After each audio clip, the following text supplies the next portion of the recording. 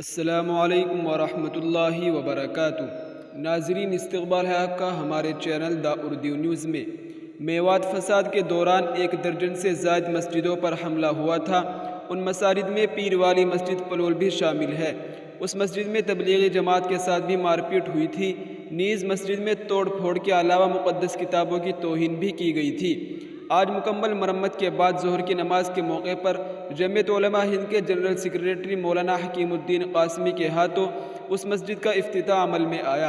افتتاح کے وقت مسجد کے امام مولانا محمد جاوید سمیت نمازیوں کی ایک قابل ذکر تعداد موجود رہی۔ جی ہاں ناظرین، آپ کو بتاتے چلے کہ اپنے پیغام میں مولانا محمد حکیم الدین قاسمی جنرل سیکریٹری جمعیت علماء ہند نے لوگوں کو صبر و استقامت کی تلقین کی۔ مسجد کے امام و خطیب مولانا محمد جاوید نے پریشانی کے وقت جمعیت علماء ہند کی طرف سے ملنے والی مدد اور تعاون کا شکریہ ادا کیا اور کہا کہ میوات کے لوگ صدر جمعیت علماء ہند مولانا محمود اسد مدنی اور ان کی پوری ٹیم کے شکر گزار ہے کہ انہوں نے پلول کے علاقے میں جہاں ہر طرف شرپسندی کا سایہ تھا، جہاں قدم قدم پر مسجدوں کو نشانہ بنایا گیا، وہاں سب سے پہلے یہ لوگ پہنچے۔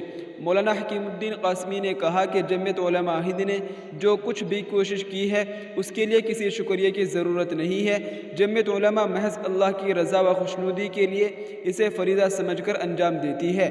ظاہر سی بات ہے کہ مسجد کی خدمت سے زیادہ کوئی مقبول عمل نہیں۔ انہوں نے بتایا کہ جمعیت نے یہاں 10 سے زائد مساجد کی مرمت کا کام کیا ہے، جن میں کچھ کے کام ابھی باقی ہے۔